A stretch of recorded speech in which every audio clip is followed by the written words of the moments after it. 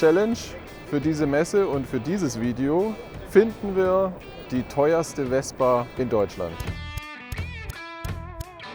So, ich glaube, auf der Messe hier kann ich mir meinen Traum erfüllen. Die aufmerksamen Zuschauer wissen, mein Lieblingsauto, Ford GT40. Ich habe hier einen gefunden und ob ich ihn mitnehme oder nicht, das seht ihr, wenn ihr dran bleibt.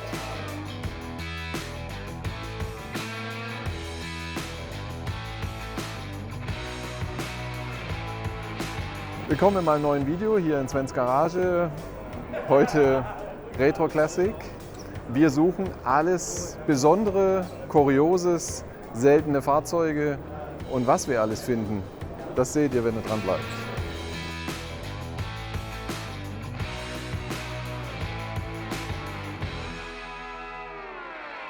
Mercedes 300 SL, wer kennt ihn nicht, aber ich glaube, der ein oder andere wird die Geschichte hinter diesem kleinen Feature, ich zeige es euch mal, dieser zentrale Radverschluss, der hier montiert ist, den hat Mercedes eingeführt. Das Ganze bringt ein paar Nachteile mit sich, dass die bewegenden Massen ein bisschen größer sind wie bei einer normalen Stahlfelge. Hier auf der gegenüberliegenden Seite haben wir auch einen 198er mit einer normalen Stahlfelge. Das nächste Problem war, deswegen wurde das nachher nur als Option verkauft. Auf allen Prospekten und so weiter ist das Fahrzeug mit der Zentralmutter drauf. Das wurde aber nachher eingestellt und nur noch als teure Option angeboten, weil das Patent dahinter gehört einem, ich sag mal, Mitwettbewerber, einen der größten in England, und das war Jaguar, und die haben Lizenzgebühr verlangt und die Lizenzgebühr an sich war Mercedes zu hoch und deswegen hat man das nachher nur an einigen Fahrzeugen vorgefunden, was aber dazu führt, derjenige, der es heute hat und im Original hat in der Regel für sein Fahrzeug einen deutlich höheren Wert und der liegt ab und zu bei 100.000, 150.000 Euro.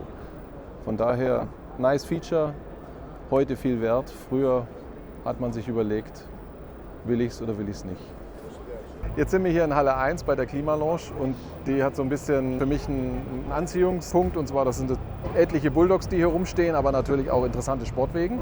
Und jetzt habe ich einen der Mitarbeiter der Klimalounge mir zur Seite gezogen, der Herr Schmieder, und der kann uns ein bisschen was zu einem seiner tollen Fahrzeuge sagen. Herr Schmieder, vielen Dank, dass Sie für mich einen Augenblick Zeit haben. Natürlich. Jetzt haben Sie hier so einen wunderbaren Sportwagen stehen. In einem wirklich perfekten Metallic-Lack, vermutlich Dreischicht-Lack nehme ich an, ja, weil der so ein bisschen glänzt. Was hat der für Leistung und was können Sie mir über das Fahrzeug sagen?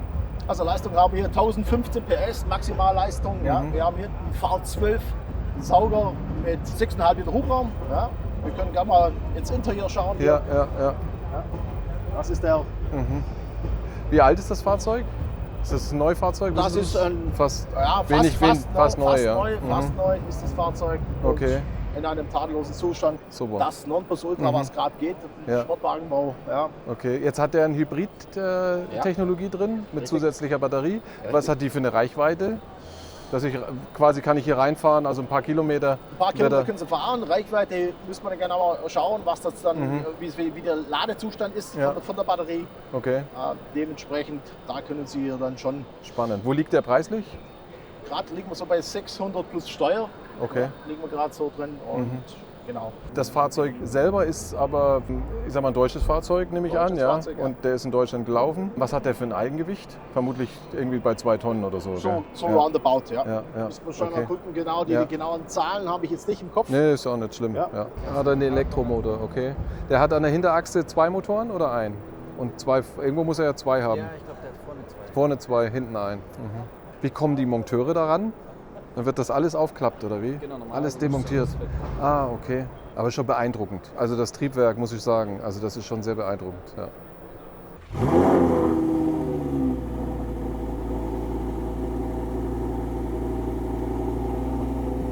Geil, gell? Ja, geil. Ja, klingt schon gut. Ja. Er hat jetzt 2 Zylinder weniger wie der andere, gell? Er hat einen V10, gell? Ja. Aber er klingt schon gut. Ja. Klasse. Ja. Vor allen Dingen gleich die Traube an Menschen, gell? Einmal ein Auto starten, schon stehen sie alle da. Erstens das und also bei mir ist es mittlerweile so, dass immer wenn ich so ein Auto fahre oder sagen wir mal fahren darf, Gott sei Dank, ich sitze drin und habe meinen Spaß und wenn ich dann Menschen von draußen betrachte, wie die das Auto abfeiern und so weiter, da habe ich noch viel mehr Spaß, weil ich kenne es von früher. Ich habe den Leuten immer gesagt, hey, gib mal Gas und habe mich dann immer aufgeregt, wenn die kein Gas gegeben haben. Und deswegen immer, wenn ich so ein Auto fahre, gebe ich permanent Gas, wenn Leute das merken natürlich. Einfach um den Leuten, die das sich vielleicht nicht kaufen können oder jetzt wie ich oder wie wir die Chance haben, mal sowas einfach zu fahren. Einmal zu erleben, halt so Emotionen. gehen, Weil ich habe auch so angefangen. Ich wollte immer, ich wusste erst nie, was ich machen will. Dann wollte ich immer mehr über Lamborghinis wissen, wollte dann bei Lamborghini arbeiten, hat nicht geklappt, jetzt habe ich mich selbstständig gemacht. Jetzt läuft es trotzdem, Gott sei Dank. Ja. Sehr gut. Und deswegen, gerade so Jungs oder so, wenn die reinsitzen will, ich mache das immer. Dass die Ja. Aber bevor Sie ihn ausmachen, dürfen Sie noch mal einen Gasstoß geben.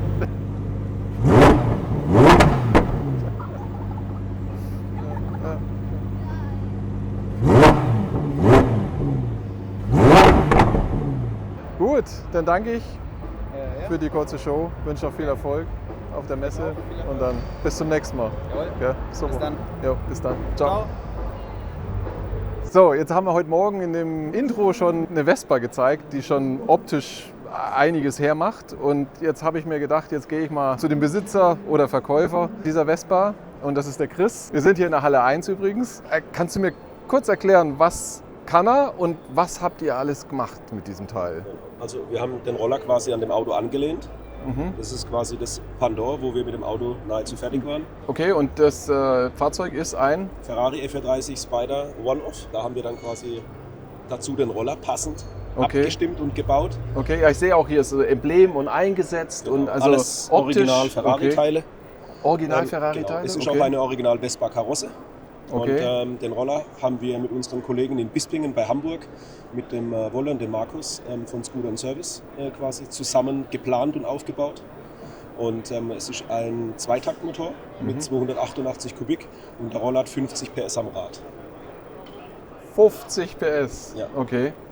Da muss man ein bisschen aufpassen mit dem Gas geben, der geht wahrscheinlich schnell hoch, oder? Also okay. Ich sage jetzt mal, an Leistung mangelt es nicht. Okay. Genau.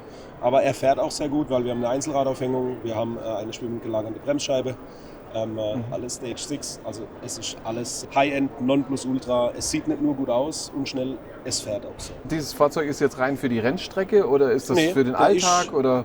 Also tatsächlich für den Daily-Betrieb geeignet, kann man zulassen, ist so alles TÜV-konform. Und genau, es ist einfach nur individuell so zusammengestellt, passend zu dem Auto. Und die Idee war eigentlich, wer das Auto möchte, bekommt den Roller dazu. Das ist eine coole Idee und das ist ja fast ein Grund, den zu kaufen. Genau. Und der Helm ist auch dabei. Und wenn jetzt einer zu euch sagt, ich bin jetzt kein Ferrari-Fan, weil ich habe schon einen 300 SL, aber ich finde den Roller geil, was sagt ihr dann zu dem? Kann er kaufen, aber kostet 100.000 €.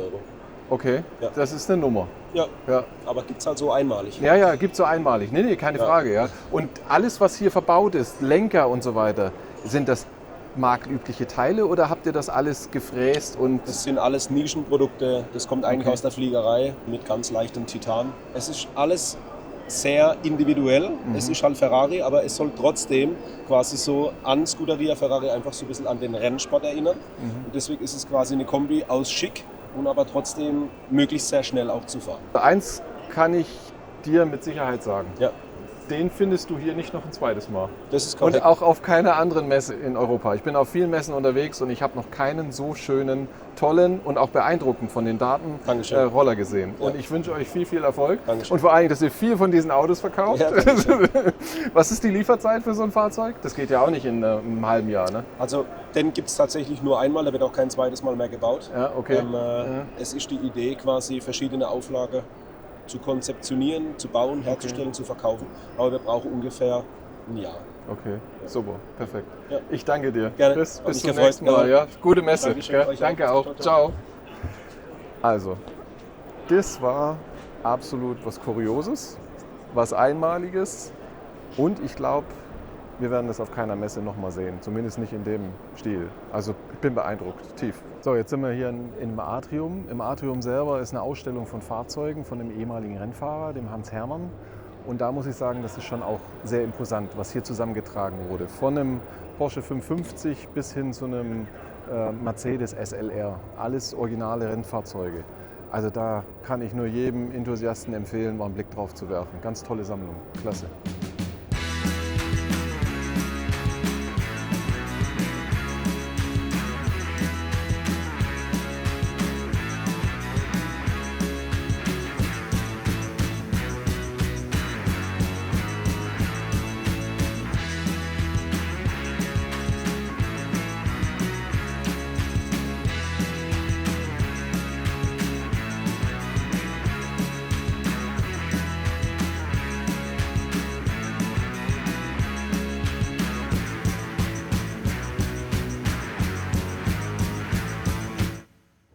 Jetzt haben wir wieder was Kurioses entdeckt. Ich habe euch ja versprochen, dass ich euch Kurioses suche.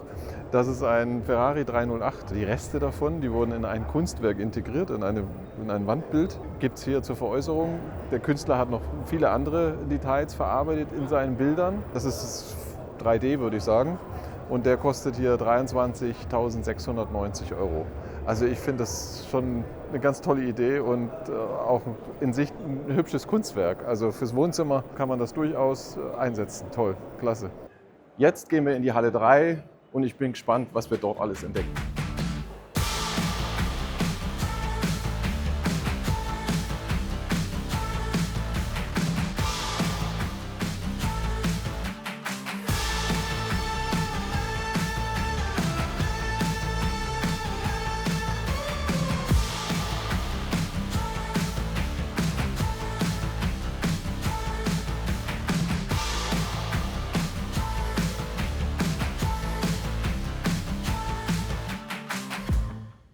Das erste Kuriose, was ich natürlich hier auf dieser Messe entdecke, ist, ich liebe ja Vorkriegsrennwegen und das ist ein Original Ford Model A, wurde in Argentinien aufgebaut und umgebaut. Dieses Fahrzeug hat einen 8-Zylinder drin mit etwas über 100 PS, aber eine komplett Aluminiumkarosserie, von daher ist er mega leicht. Ich finde solche Fahrzeuge klasse und auf so einer Messe, ich liebe es.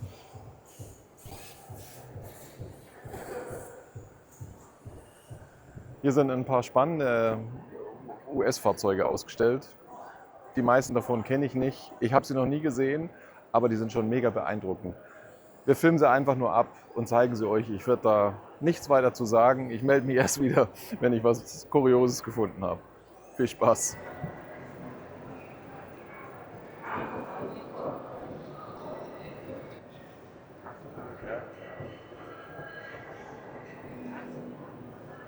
Jetzt haben wir von einem dieser schönen Fahrzeuge hier die Besitzerin und die kann uns ein bisschen was zu der Entwicklung und der Entstehung von diesem Fahrzeug erzählen, weil in dem Zustand haben Sie den natürlich nicht erworben. Gell? Nee.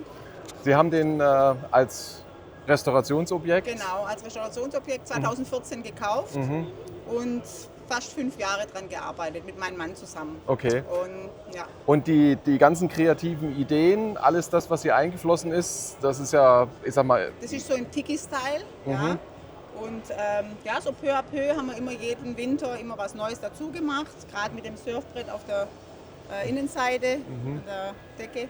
okay. Und, ja, Das heißt, das Fahrzeug wird auch gefahren, der hat Straßenzulassung? der wird gefahren, ja, aber bei so Veranstaltungen mit dem Hänger, also Ja. mit dem Transportfahrzeug. Ja, Ja, ja, weil das okay. ist, wenn ein Steinschlag, dann ist Okay, alles kaputt. ja. Und jetzt habe ich gesehen, Sie haben auch ein paar nette Details noch in klein, passend zum Design. Genau, Ja. ja, das ist alles sehr detailliert und umso mehr und öfters man hinschaut, umso mehr fällt einem was auf. Also da sind lauter versteckte Überraschungen in dem Auto. Sagen wir Okay, ja, klasse. Auch unten ist gleich wie oben. Also Getriebe ist genau gleich wie das Dach lackiert. Ah, es krass. ist Also bis ins Detail. Ja. alles komplett. Ja, ja. Ja.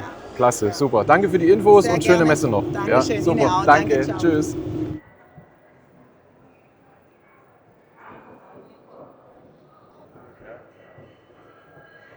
So, jetzt habe ich hier einen Trabi gefunden. Finden wir wahrscheinlich auf jeder Messe. Auch in Stuttgart steht einer, allerdings nicht zum Verkauf. Aber ich finde die trotzdem nett gemacht. Die Ideen, die da eingeflossen sind, mit viel Liebe und auch wirklich Handarbeit ohne Ende. Also den muss ich euch auch zeigen.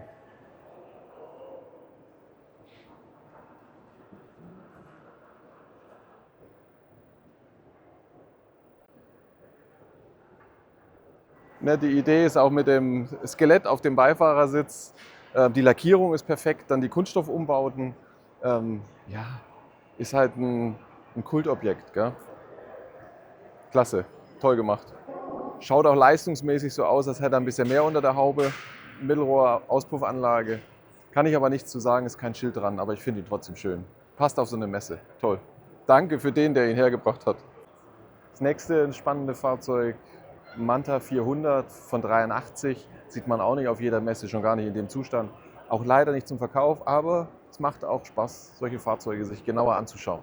Ganz toll. Ja, das 40.000 Kilometer, hat 180 PS, waren halt ja, Sportfahrzeuge seiner Zeit. Ja. Also ich hätte früher sowas auch gerne gehabt, aber zu der Zeit waren die halt extrem teuer. Aber schöner Zustand. Ja, klasse.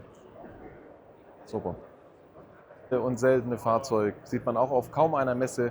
Ähnliche Fahrzeuge, allerdings nicht als Coupé, habe ich schon in Brüssel entdeckt. Aber ansonsten sieht man sie kaum. Das ist ein Honda S800 als Linkslenker von 1970 mit 100 PS. Und jetzt ist die Motorhaube auch noch auf. Jetzt lass uns da mal reingucken, weil der Motor ist schon auch spannend. Ja, aus der Zeit, ja, krass.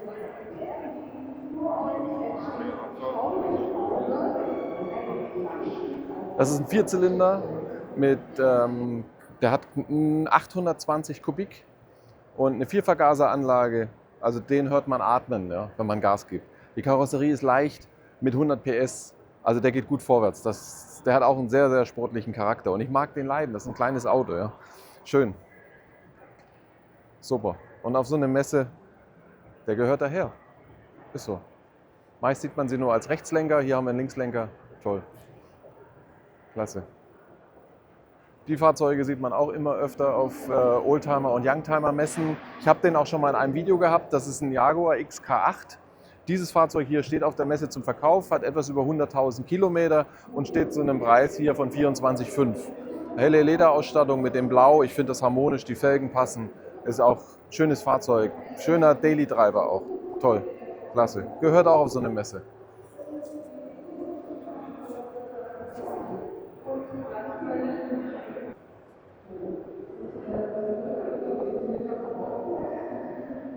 Jetzt zeige ich euch ein Fahrzeug, auch einen Oldtimer, aber der ist alles andere als langweilig. Das ist ein Mazda MX-5, keiner wird es vermuten, mit einem Jaguar V6 Motor drin.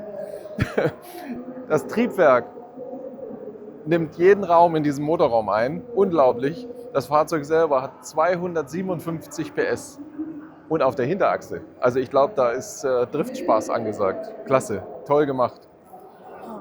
Super, schöner Motor, passt voll in das Auto. Muss eine enorme Arbeit gewesen sein, das da reinzubauen. Klasse. Würde man nicht vermuten, das sieht man ihm nicht an. Also ich glaube, der verheizt so den manch einen Porsche. Ja. Das Leistungsgewicht ist da nicht ganz schlecht. Ja, super, toll, tolles Fahrzeug.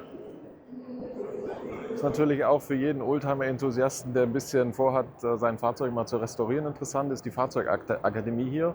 Die zeigt, wie Blechbearbeitung geht. Die haben hier ein Vorkriegsfahrzeug stehen und da sind sie gerade am Schaffen dran. Wer das einmal gemacht hat und das Ergebnis nachher auch noch gepasst hat, der weiß, wie sich Erfolg anfühlt. Ja, klasse. Wie versprochen sind wir jetzt bei der Firma Carblast. Viele von euch werden ihn natürlich noch kennen, zumindest die aufmerksam meine Videos schauen. Den Alex, mit dem bin ich auch in Bologna über die Messe gelaufen und habe da das ein oder andere an Kuriosen und auch Neuem gefunden. Und er ist natürlich hier auch auf der Messe vertreten. Und ich erlaube mir ganz einfach, Alex, dich kurz zu besuchen. Servus. Wir haben jetzt den zweiten Tag hinter uns. Ja. Ja. Was ist deiner Meinung nach so das, was du aus den letzten 2 Tagen mitnimmst? Ja? Also ich muss sagen, ich hatte gar keine Zeit, hier mich großartig zu bewegen. Wir haben einen relativ großen Stand heute, oder dieses Mal. Ich bin sehr zufrieden. Okay. Ja. Du weißt ja, wir machen Dienstleistung. Ja. Und ich muss sagen, du kennst ja meine pessimistische Art, ja, im ganzen Geschäft Zur gegenüber. Genüge. Ja. Wir werden sehr zufrieden, sehr große Anfragen. Es werden immer noch Autos restauriert, es werden Autos gepflegt und gemacht und lackiert etc. Viel, sehr viel. Ich bin gar nicht mehr aus dem Reden gekommen dieses Mal. Ja, also 4 Kiste Wasser ist schon leer. Okay. Und ich bin mit Stuttgart sehr zufrieden. Also zumindest wir in unserem Stand. Sehr gut, super. Freut mich zu hören. Ja. Also ich bin genauso zufrieden mit meinem Stand. Von daher, ich glaube, ich habe dieses Feedback auch von dem einen oder anderen hier schon vernommen. Da zählt tatsächlich die Qualität und nicht die Quantität. Also den du vor dir hast. Dieses Jahr war alles der gut. muss, ja, super. Jetzt hast du, wie schon gerade erwähnt, einen relativ großen Stand. Ja. Jetzt wäre meine Frage an dich. Ja. Und vielleicht können wir das uns geschwind anschauen. Was ist für dich das absolut Spannendste hier auf dem Stand, was du hast? Du hast jetzt eine riesige Finkbeine-Anlage, die ja sehr imposant ist, mit einem tollen Wohnmobil drauf. Du weißt ja, ne, wir sind ja so eine ganze Klassikstadt-Bubble, ne? Also mit vielen Gewerken. Und dieses Mal haben wir die Thema Wohnmobile hochgestellt und haben unser Equipment eigentlich rausgefahren. Da können wir ja auch mal hin. Ja, gucken wir uns das mal an. Was wollen wir eigentlich machen? Du weißt, wir haben neu gebaut. Ja, ja. Und du kennst ja unsere Vorgeschichte. Wir hatten mal mit einer Hebebühne angefangen und dann dies und das und irgendwann mal Fabriken und machen und tun. Und eigentlich wollen wir eine dritte Version von dem, was wir tun, gestalten, indem wir unsere Limits ein bisschen aufhebeln. Also wir hatten immer ein Limit Höhe, ein Limit, also in Trockeneis reinigen, braucht hier einen Raum. Ja. Und dieser Raum kann mal kleiner sein für einen PKW, hat PKW-Höhen, PKW-Hebebühnen. Aber immer mehr von solchen großen Wohnmobilen wollen das auch, weil die Dinger sind nicht günstig. Die werden für relativ viel Geld gekauft und auch erhalten. Und dieses Erhalten von großen Dimensionen war schon immer ein Thema, weil sobald so ein Monstrum dann zu uns reinfährt, dann ist kein Platz mehr für niemanden. Also wir hatten keinen Platz mehr zum Laufen, sondern waren dann fixiert auf dieses Auto und konnten nicht im Prinzip uns frei bewegen. Und jetzt haben wir eine neue Location, wo wir vier solche Bühnen, 4 solche Räume bis zu 12 Meter gestaltet haben, wo wir im Prinzip das gleiche Angebot, was wir an die Klassiker anbieten, können wir jetzt an ein Reisemobil oder ein Wohnmobil anbieten. Das ist eigentlich, das soll das simulieren. Okay, ja, man wächst mit den Aufgaben, das finde ich gut. Die Frage wäre jetzt, was ist die maximale Nutzlast dieser Anlage, das Leergewicht vom Fahrzeug? Also ich kann jetzt bis 24 Tonnen gehen das ist und ich kann bis 12 Meter gehen. Okay. Also 12 Meter, 24 Tonnen ist unser Limit jetzt. Okay. Und die Anlage ist ein bisschen kleiner, 12 Tonnen. Aber ja, ich denke, das langt für 99% aller Fälle. Ja. Und Fahrzeughöhe 4 Meter dann wahrscheinlich? Locker. Also wir haben jetzt Kabinen mit 27 innen drin. Ja. Also wir können auch 4 Meter auf 2 Meter hochheben. Spannende Entwicklung. Ja. Jetzt hast du gerade gesagt, neues Gebäude, alles gebaut. Ist das schon fertig und in Betrieb oder ist das jetzt so? Nach der Messe fangen wir den Umzug an. Also okay. Zumindest unsere alte weiße Halle, da wo wir das vorher gemacht haben, zieht jetzt nach dieser Messe um. Das heißt, die Anlage ist nicht geputzt für die Messe, sondern die ist unbenutzt. Der ist nagelneu. Ja, ist okay. Sogar sehr gut, ist der Pepper noch drauf. Jungfräulich. Ja, sehr gut, super. Ja. Schritt 2, was habt ihr noch, wo du sagst, das wäre interessant? Du weißt ja, dass ich habe so eine Elektrophobie, Du bist ein Akkufreund. Ich bin ein Akkufreund, ja. Ja. Ich habe noch Akkublast, glaube ich, schon angemeldet. Ne? Okay. Super. Nein. Also wir haben hier zum Beispiel einen elektrischen T1-Bus. Okay. Und der elektrische T1-Bus, den haben wir extra hochgehoben, damit man einen elektrischen T1-Bus braucht. Niemand braucht das. Aber du weißt ja, ein T1-Bus fährt hier eigentlich gar nicht. Der sieht ja immer nur schön aus, aber er hat 30 PS oder 36 PS und kann eigentlich gar nichts. Und die Hüllen sind immer sehr schön. Und ich glaube, dass das nicht mehr zeitgemäß ist in Form von Power und Leistung und auch Authentizität. Und wir haben uns die Mühe gemacht, mal richtig Kraft da reinzufahren. In Form von einem selbstentwickelten Fahrwerk, in selbstentwickelten Antrieben, Steuerungstechnik und auf dem Papier 60 kW. Das ist schon ordentlich, ja. Ich betone 60 kW auf dem Papier. Aber eigentlich ist das die gleiche Technik wie in diesem Porsche. Okay. Und die kann 220 kW. Und 220 kW sind halt 300 PS und 300 PS in einem Bus. Das ist schon, da geht was vorwärts. Kann man machen, ja, in der Art. Okay. Ich finde das eine Mikronische. Du weißt ja, ne? Ich bin nicht der Meinung, jeder soll jetzt hier sein Auto zerreißen und elektrisch umbauen. Nein. Aber es gibt eine Mikronische, gewisse Männer und Frauen, die das gut finden. Ja. Und die möchte ich bedienen und es ist eigentlich mein Faible ein bisschen. Du weißt, ich komme aus dem Motorenbau, über 18 Jahre auch bei Mercedes-Benz und habe Motoren getestet auf Prüffeldern, alles über Motoren, alles gut. Ja. Aber ich finde das hier ein bisschen anders, sehr schnell, sehr leise und hat halt, guck mal, der Stand wird eigentlich aus dem Bus betrieben. Ja. Du siehst die Steckdose, Ja. der Strom kommt von da oben, das hängt jetzt hier 3 Tage und leuchtet. Und genauso der Porsche leuchtet und genauso der Fernseher von der Pritsche. Das hat so eine kleine Daseinsberechtigung, eine klassische Optik mit einem modernen Elektrofahrzeug drunter. Das ist so die Nische, die ich suche. Ja, Und das okay. gefällt mir. Spannend. Das heißt, die Fahrzeuge baut ihr selber komplett um? Mit Wir- TÜV und nicht mit nur, allem? Das ist eine getüfte, genormte, gerechnete Achskonstruktion, komplett entwickelt auch auf die Leistung. Wir waren auch auf der Nordschleife, nicht ich, sondern mit einem Rennfahrer. Okay. Die Essenz daraus ist, dass die Sitze Seitenhalt brauchen, weil du fliegst damit rum. Ja, das ist unfahrbar mit der Leistung. Du musst da was tun. Und das ist wirklich mit TÜV abgenommen, sogar EMV-Zertifikat, also elektromagnetische Verträglichkeit, alles gemacht. Ja. Wahnsinn. Ja, in Nee, der- toll, ja. Und er hat innen drin, du könntest jetzt hier eine echte Miele-Küche einbauen, weil wir 220 Volt rausgeben oder sogar 380 Volt für den Backofen. Also wenn man das braucht. Ja. Natürlich braucht das niemand, aber man kann das ja machen. Nee, das ist so, ja. Man kann so kleine Spielereien, ja. Nee, spannend, ja, Und, absolut. ja. Ja. Das ist mal was ganz anderes, ja. Ich habe auch keinen zweiten gesehen hier auf der Messe, von daher Ja, doch, seid ihr das da. ist der zweite. Ja, oder der ja, erste. aber ihr seid damit Ja, alleine ja, am ja, Markt. alleine, Das ja. ist so. Ja, Ja, sehr gut. man kann schon. Da scheiden sich ein bisschen die Geister. Natürlich wurden wir als Elektro- oder Oldtimer-Terroristen beschimpft. Warum macht man das? Das ist doch nicht mehr authentisch und kennen wir alles. Es sind aber mittlerweile 7 Jahre vergangen oder sogar länger. 2017, 3 und 6, also sind ja 9 Jahre vergangen.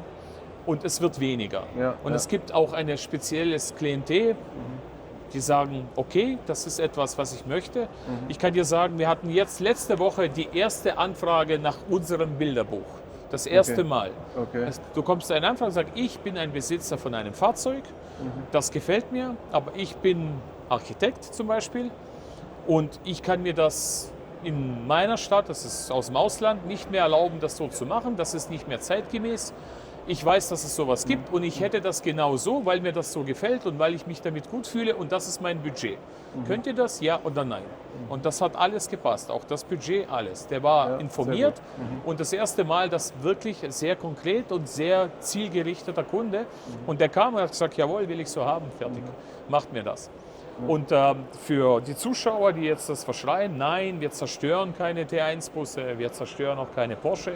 Wir kaufen tatsächlich sehr, sehr schlechter Zustand, ohne Motor, ohne Getriebe, abgebrochene Restaurierungen.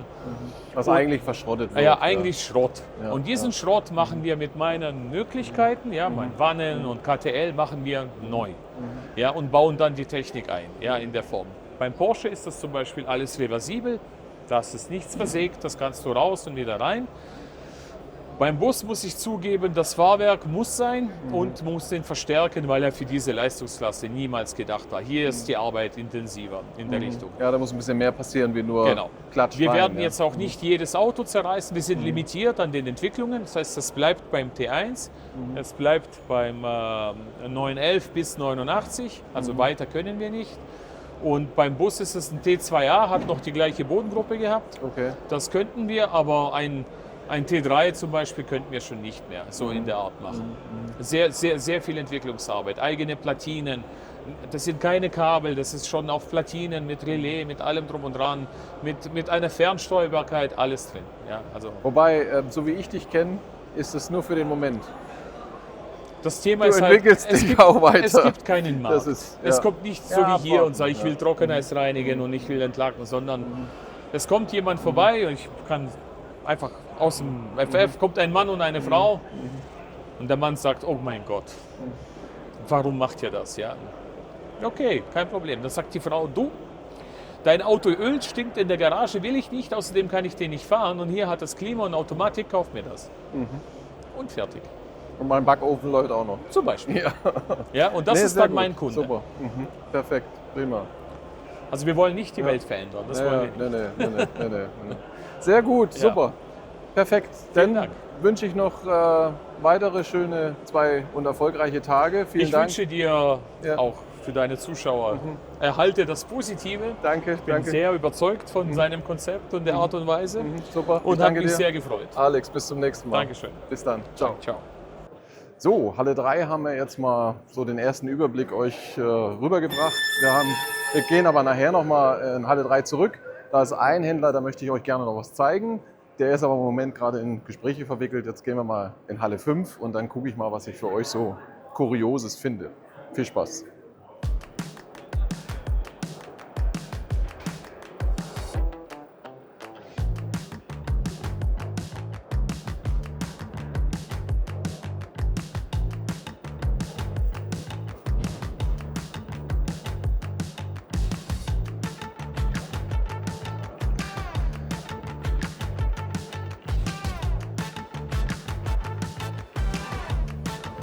Wisst ihr eigentlich, was der teuerste Oldtimer ist, an dem man die Fenster nicht öffnen kann? Ich zeige ihn euch. Der 300 SL Flügeltürer. Die Türen bei dem Fahrzeug sind eine technische Notwendigkeit gewesen. Das hat man so machen müssen, weil der Rahmen, da ist ein Gitterrohrrahmen drunter unter diesem Fahrzeug. Der braucht natürlich seine Stabilität und deswegen ist der Einstiegsbereich so extrem hoch und darum hat dieses Fahrzeug Flügeltüren. Das Einzige, was man öffnen kann, ist dieses kleine Ausstellfenster. Aber wenn das Fahrzeug im Sommer sportlich bewegt wird, dann wird es da drin sehr warm. Aber trotzdem, geiles Fahrzeug, toll. Jetzt haben wir was gefunden, das sieht man auch nicht auf jeder Messe. Ich habe das jetzt so in der Form auch noch nicht gesehen. Das ist ein AMG-Versuchsträger gewesen, ein SLS AMG Muletto. Dort wurden 2008 schon wichtige Komponenten, damit man rechtzeitig mit der Serienproduktion beginnen konnte, die für das Fahrzeug notwendig waren, für den SLS, wurden in den Dodge Viper eingebaut. Habe ich so jetzt auch noch nicht gewusst. Tolle Information, interessantes Fahrzeug. Sicherlich fährt er auch so, wie er aussieht, nämlich sportlich. Jetzt haben wir hier einen Stand, wo die nächste Generation der Oldtimer zum Verkauf steht. Alles SL. Ich werde natürlich jetzt nicht in einzelnen vorstellen, aber den ersten, wo ich denke, dass der interessant ist, auch preislicher Natur, ist ein SL 500. Schöne Farbe, Innenausstattung wie mit dem Silber, der liegt hier für 33,9. Ich gucke mal eben, was der an Laufleistung hat. Der hat 86.000 Kilometer, das sieht man ihm auch an. Ich könnte mir vorstellen, dass der noch im Erstlack ist. Ja, so insgesamt auch innen toller Zustand. Das ist ein Jahreswagenzustand. Gell?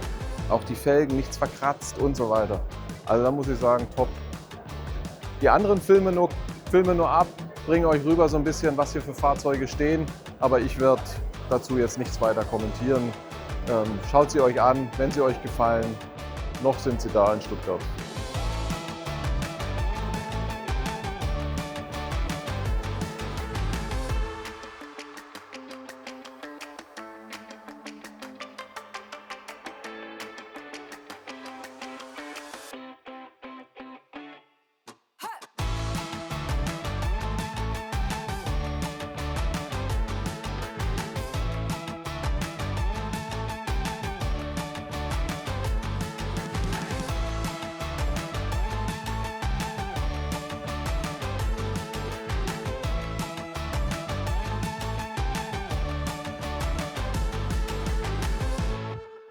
Jetzt haben wir wieder ein interessantes Fahrzeug gefunden, sieht man auch nicht auf jeder Messe, aber die Geschichte dahinter, da gibt es ja noch eine weitere Geschichte, wie der Zusammenhang ist zwischen diesem Fahrzeug und der Entwicklung der Hinterachse für den Porsche 928.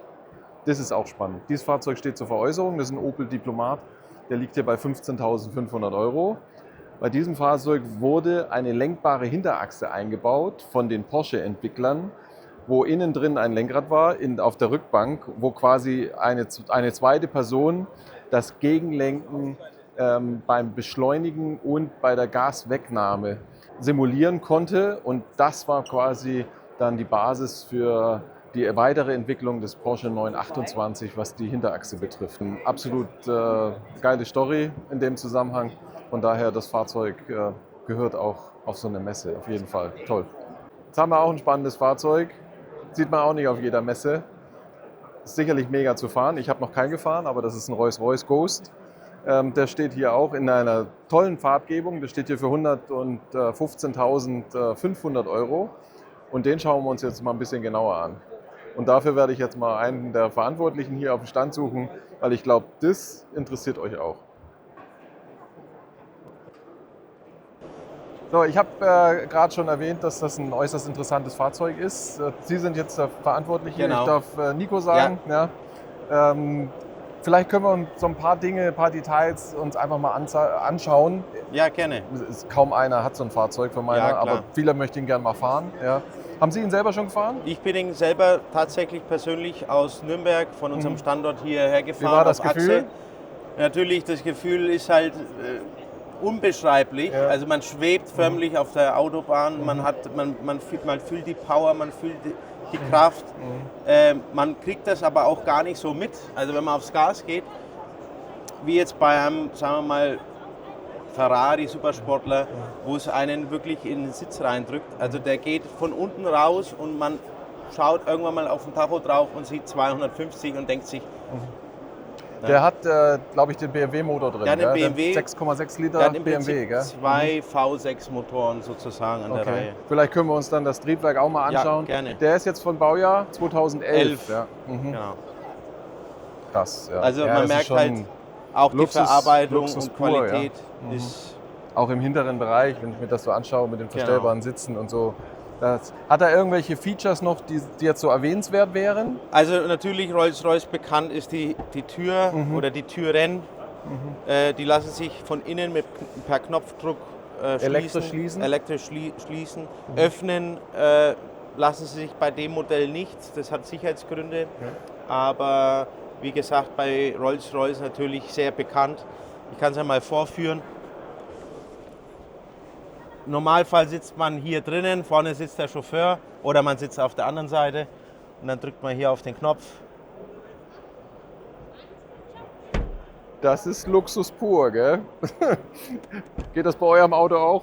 Ja, das ist schon krass. Also das ist wirklich die Oberklasse vom Luxusfahrzeug. Ne? Ja, klasse. Wollen wir mal unter die Haube Genau. schauen? Ja, toll. Jetzt gucken wir mal das Triebwerk und englische Handwerkskunst. Der wird ja komplett in England gebaut, gell? Genau. Ja, das ist schon. So muss ein 12-Zylinder aussehen. Krass. Und natürlich die Emily vorne. Wenn ich Man hat, dagegen man hat natürlich die Möglichkeit einzustellen, ob man jetzt beim Absperren, dass sie reinfährt oder ob okay. sie außen bleibt. Und wenn man sie außen lässt und man geht jetzt da auch bloß ein bisschen ganz leicht, bleibt mal hängen, fährt sie sofort ein und die Alarmanlage geht los. Ne? Ja, die hat auch einen gewissen Wert, nehme ich Ja. an. Ja. Ist das richtig, dass das besondere Reifen sind? Aufgrund Genau. des hohen Gewichtes des Genau. Fahrzeugs? Das sind extra, also spezielle Reifen für das Fahrzeug. Ich glaube, Hankook und Michelin produzieren die Reifen für das Auto. Und, Die werden auch wahrscheinlich extrem teuer genau, sein. Genau. Ja, spannend. Ja. Ich danke für die Gerne. spannenden Informationen zu dem Fahrzeug und wünsche natürlich viel Erfolg. Vielen Dank. Und wenn Sie nicht verkaufen Ja. und mal jemanden brauchen auf dem Beifahrersitz für eine Probefahrt, dann rufen Sie mich an. Gerne, danke für den Besuch. Ja, bitte, gern geschehen. Ciao. Spannende Features. Immer noch in Halle 5. Lancia ist zwar ein Clubstand, aber trotzdem die Fahrzeuge, die hier stehen, einfach toll. Ich zeige sie euch nur. Werde nichts dazu kommentieren. Die Bilder sprechen für sich.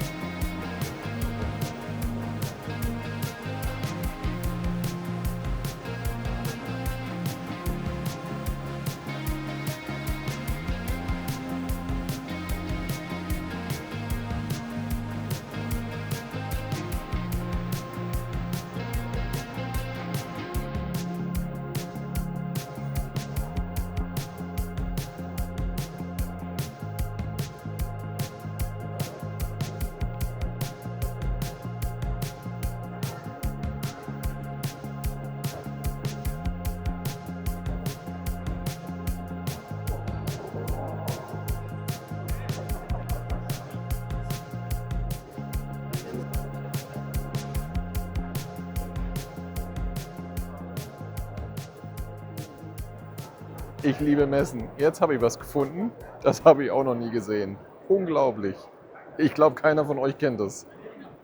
Ein Mazda AZ1, ein Rechtslenker mit Flügeltüren, 657 Kubikmotor, ein Dreizylinder mit Turbo. Der hat 64 PS und ein 5-Gang-Schaltgetriebe. Ich finde ihn toll. Klasse.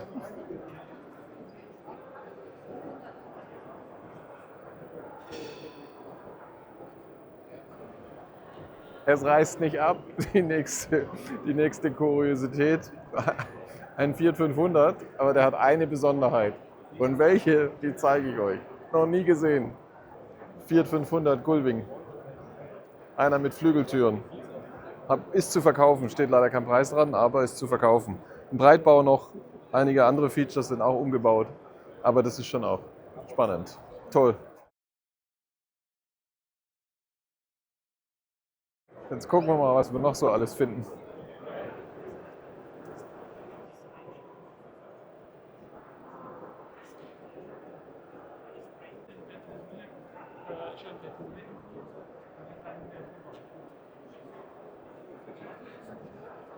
Jetzt haben wir eine DS gefunden, die ist noch im Ursprungszustand, so wie man sie in der Scheune gefunden hat. Sowas finde ich auch immer mega. Das passt auch auf so eine Messe. Klasse. Da stecken auch noch ein paar Stunden Arbeit drin, bis die wieder läuft. Aber toll. Ich liebe solche Zustände. Klasse.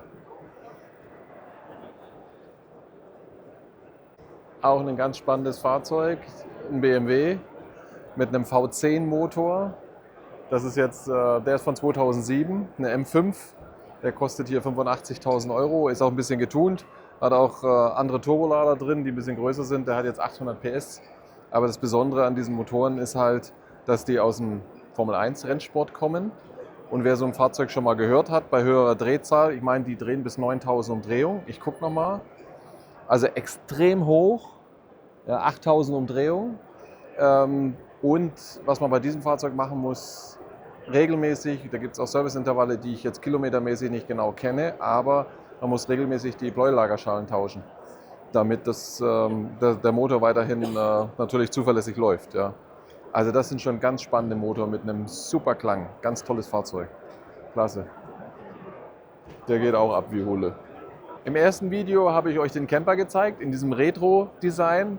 Und die gleiche Firma produziert auch noch dieses Retro-Design für andere aktuelle Fahrzeuge. Und welche das sind, die zeige ich euch jetzt. Wir werden sie abfilmen. Ich werde nichts weiter dazu kommentieren. Genießt einfach. Ich finde es klasse. Den Look finde ich echt klasse. Passt auch auf die Messe. Super.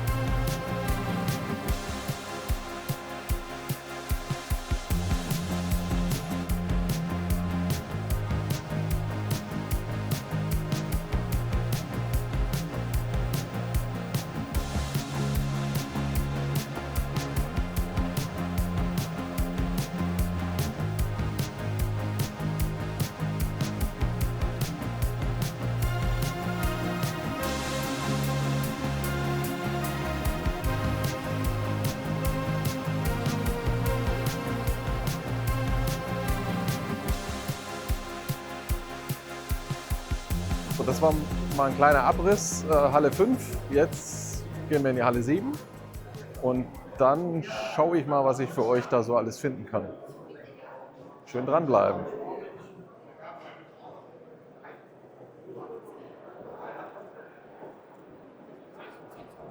Ich habe euch versprochen, ich suche nach allen Kuriosen auf dieser Messe.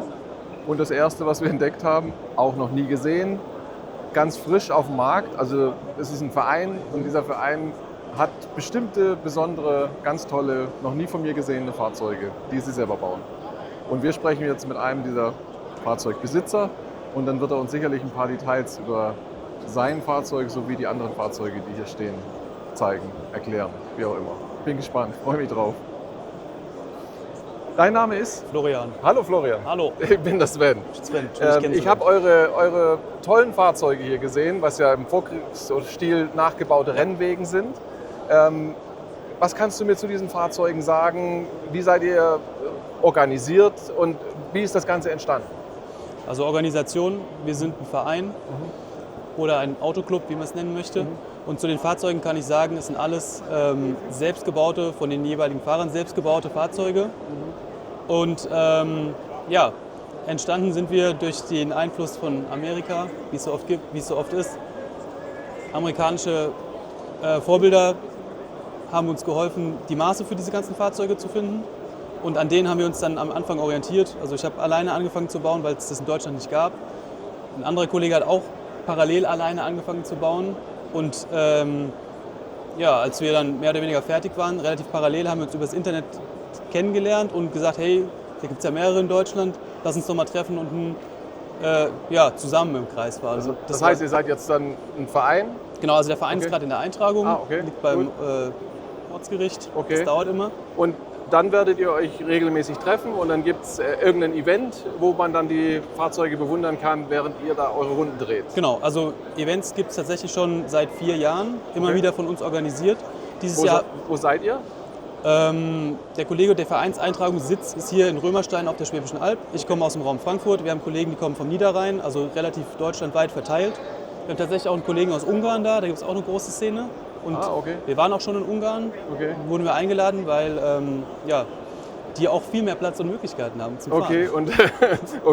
Und zu den Leistungsdaten, über was reden wir hier? Was haben wir hier für ein Gewicht und was haben wir für eine Motorleistung?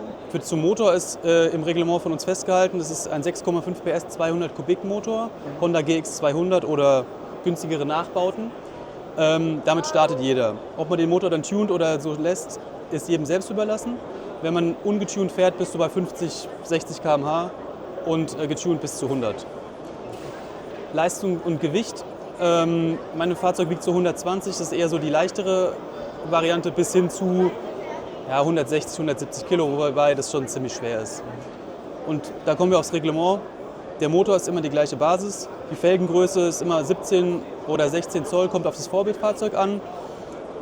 Gewicht ist dieser Rahmen, den ich gerade abgesteckt habe. Radstand ist immer gleich, Spur ist ungefähr immer gleich, damit die Fahrzeuge alle im gleichen Stil bleiben. Wenn jetzt einer das im Video entdeckt und sagt, boah, das ist ja super cool und er findet dich vielleicht auch cool und sagt, bestimmt ein cooler Verein, da will ich mitmachen. Wie ist so ein Einstieg möglich? Ich meine, ihr habt ja keine Bausätze, sondern ihr macht ja alles selber. Genau. Das heißt, derjenige bekommt dann von euch Unterstützung. Auf jeden Fall. Und dann würdet ihr helfen, die richtigen Komponenten zu beschaffen. Ja. Und jetzt mal neben der Handarbeit, die da drin steckt, mit welchen Kosten kann er bei euch starten? Was ist so das, wo ihr sagt, das macht Sinn, wenn er das Budget hat und möchte einsteigen, dann kriegt er das ein bisschen Geschick, handwerklichen Geschick auch hin dafür. Über was reden wir da? Genau, Ganz also grob. wir sagen grob, ohne Maschinen natürlich, die man zu Hause hat, 2.000 bis 2.500 Euro. Damit mit handwerklichem Geschick bist du schon dabei, so ein Ding hier stehen zu haben.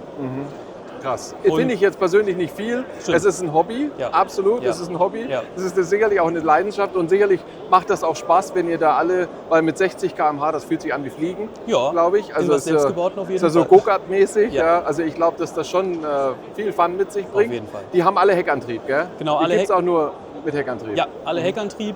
Motor meistens immer hinten, Vorderachse auch nur gefedert, hinten meistens fest. Das ist schon ein holpriger Spaß. Es gibt manche, die in dem Club jetzt, die auch anfangen mit Frontmotoren, um allein mal ein bisschen eine andere technische Herausforderung zu haben und vielleicht noch näher am Originalfahrzeug zu sein.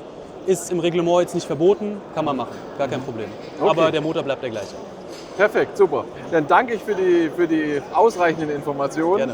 Gerne. Wir werden die Kontaktdaten auf jeden Fall einblenden. Ja. Also das, was ich Gar kein von dir Problem. bekommen habe, ist dann in der Beschreibung.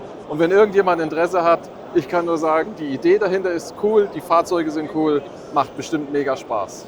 Ich danke dir. Danke dir. Schöne Messe noch. Gleichfalls. Ciao. Ciao.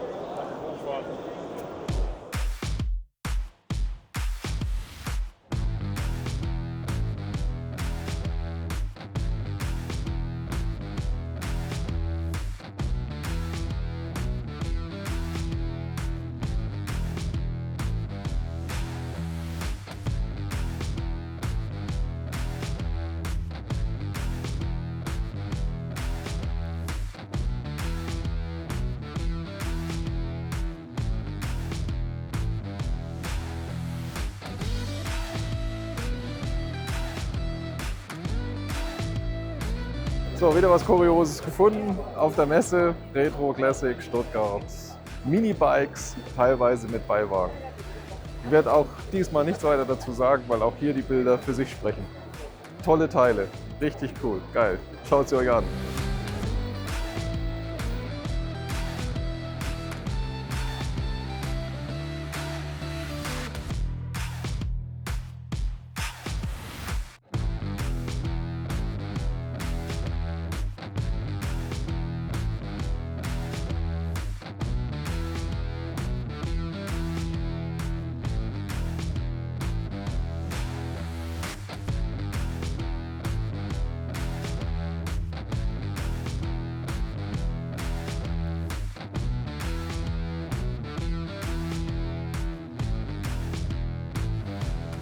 Wieder ein spannendes Fahrzeug, steht auch nicht zum Verkauf, aber jedem Oldtimer und Youngtimer-Enthusiasten interessiert es, weil die gibt es auf der Straße gar nicht mehr. Ganz selten auf Messen zu sehen. Das ist ein Omega Evolution 500 mit einem entsprechenden Designpaket, was alles sich ein bisschen abhebt, auch eine andere Motorleistung, der liegt über 320 PS. Ja, ich finde ihn so zumindest ansprechend, Rennsportcharakteristik. Ich zeige Ihnen nur einfach ein Bild. Mehr möchte ich gar nicht sagen. Tolles Fahrzeug. Jetzt haben wir hier von einem Oldtimer-Liebhaber einen Opel Kadett C gefunden, einen Kombi.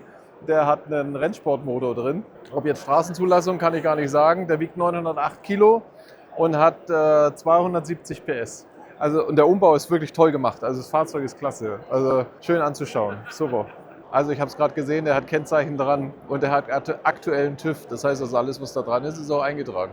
Und das ist natürlich Gewicht, Leistung, super, perfekt, der geht ab. Klasse.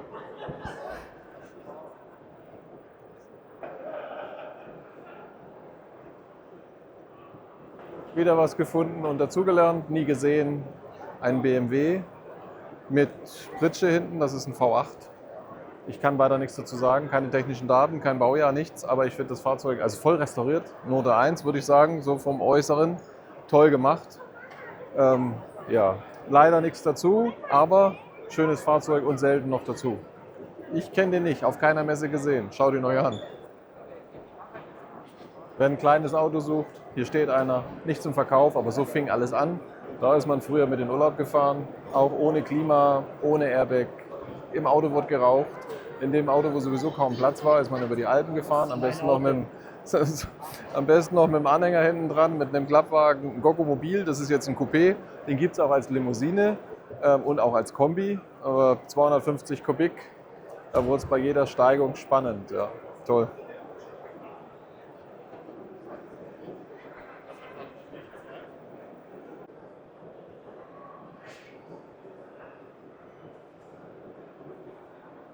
So, das war ein kleiner Abriss, Halle 7. Jetzt geht's ab in Halle 9. Und auch da hoffe ich wieder was Kurioses zu finden. Bin gespannt.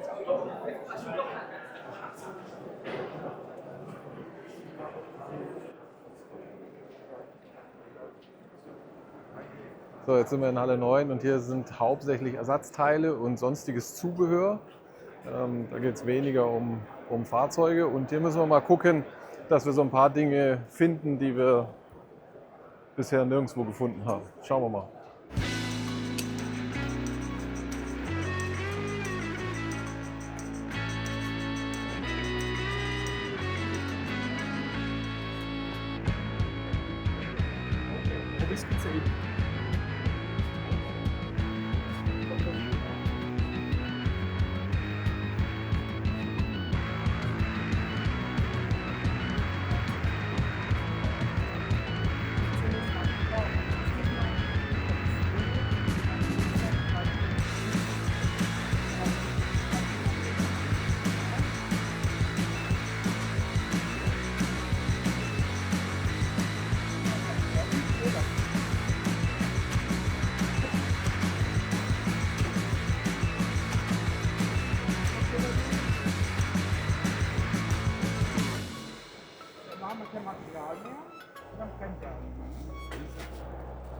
Die Oldtimer der Zukunft, da hatte ich schon mal berichtet, da gibt es auch ein Video dazu, welche Fahrzeuge ich da als interessant erachte. Hier steht einer in Halle 9, ein Toyota MR2 für 9.990 €. Hat ein paar Kilometer auf dem Tacho, liegt, ich meine, irgendwie bei 170.000, ist von 2005. Spannendes Fahrzeug, braucht auch ein bisschen Zuwendung, aber das sind auf jeden Fall auch sportliche Fahrzeuge aufgrund des Heckmotors. Toll, also der Zustand ist gut, Preis ist gerechtfertigt. Wer einen sucht, auf nach Stuttgart. Bekannte Fahrzeug auch in Halle 9, ein 201er, ein 190, aber ein 2,5D mit 300.000 Kilometer. So vom optischen her guter Zustand. Die Motoren sind und die Technik ist gut für mehr, also den kann man durchaus noch lange fahren. Der kostet jetzt 8.700 €. Hat Automatikgetriebe, Schiebedach, keine Klimaanlage. Aber so, braucht ein bisschen Zuwendung, kann man fahren, Daily Driver, auf jeden Fall. Sparsam auch noch.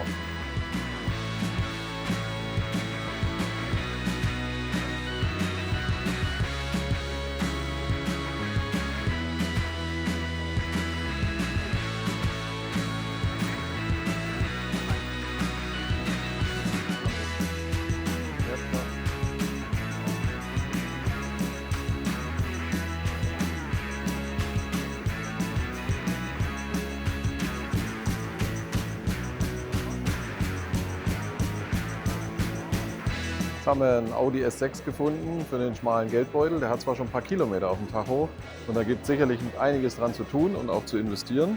Aber dafür kann man ihn hier für einen schmalen Taler haben. Der kostet 4.700 € und das sind so die nächsten Oldtimer. Also da lohnt es sich auch was zu investieren. Ja. Die werden in Wert auf jeden Fall noch nach oben gehen. Also wer einen Dampfhammer sucht im Originalzustand, eine Honda 500R mit Kickstarter, gewöhnungsbedürftig, hatte ich schon in einem Video erklärt, muss man ein bisschen üben, dass man sich den Fuß nicht bricht.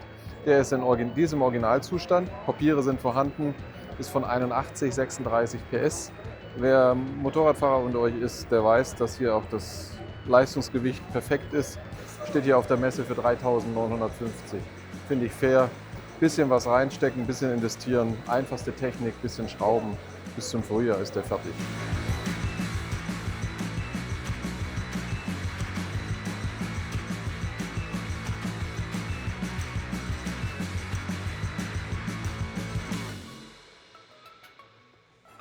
So, Halle 9, Teilemarkt, kleiner Überblick.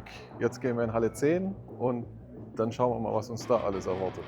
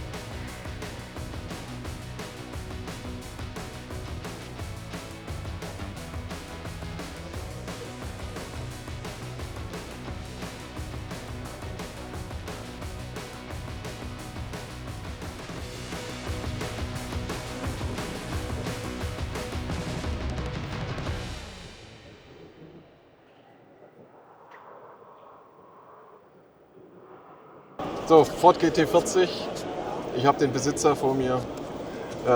Uli, ich habe dir schon gesagt, ich habe Interesse an deinem Ford GT40. Ja. Kannst du mir so ein bisschen was zu der Historie zu dem Fahrzeug sagen? Wie viel Hand er ist und vom Zustand her, wie würdest du ihn einschätzen?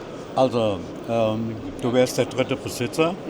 Die Historie ist, der wurde also gepflegt und gehegt, wurde immer mit Intervall, wurde alles gemacht. Das Auto ist also im Top-Zustand, hat TÜV, ist also... Ich könnte den quasi heute mitnehmen. Ja. Im Prinzip einsteigen, Nummernschilder dran machen und dann könntest du mit dem Auto losfahren. Sehr das gut, ist super.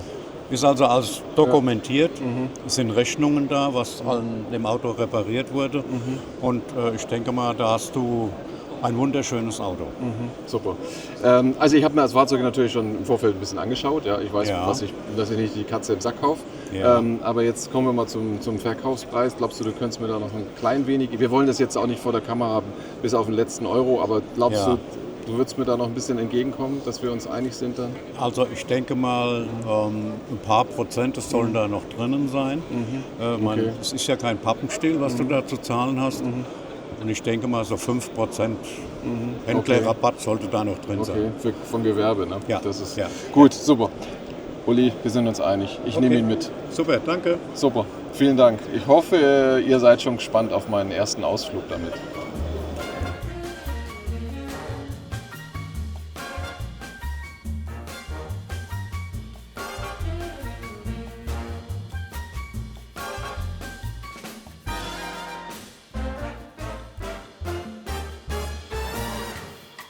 Ja, ich muss euch leider mitteilen, es war kein Ford GT40 in 1:1, sondern nur in 1:12, um den es da in der Verhandlung ging.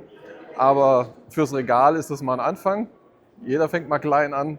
Ich hoffe, dass es mal irgendwann für ein 1:1 reicht und dass die Verkaufsverhandlungen dann ähnlich positiv verlaufen.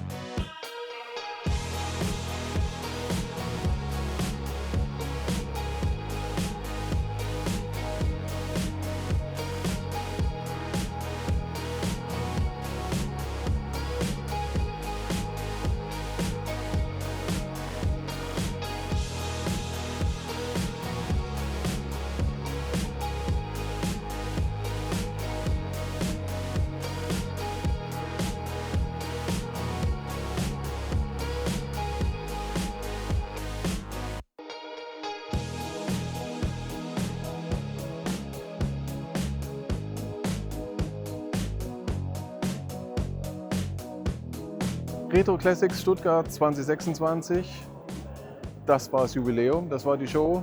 Ich bin noch bis Sonntag da. Das ist zweiter Teil. Im zweiten Teil habe ich versucht, euch alles Kuriose und Seltene zu zeigen. Im ersten Teil seht ihr mehr so die Fahrzeuge. Ich hoffe, das Video hat euch gefallen oder auch natürlich beide Videos. Bleibt schön rostfrei. Wir sehen uns bei der nächsten Messe oder Veranstaltung. Schön, dass ihr da wart. Ich freue mich schon auf alles, was noch kommt. Vielen Dank fürs Zuschauen. Bis dann. Ciao.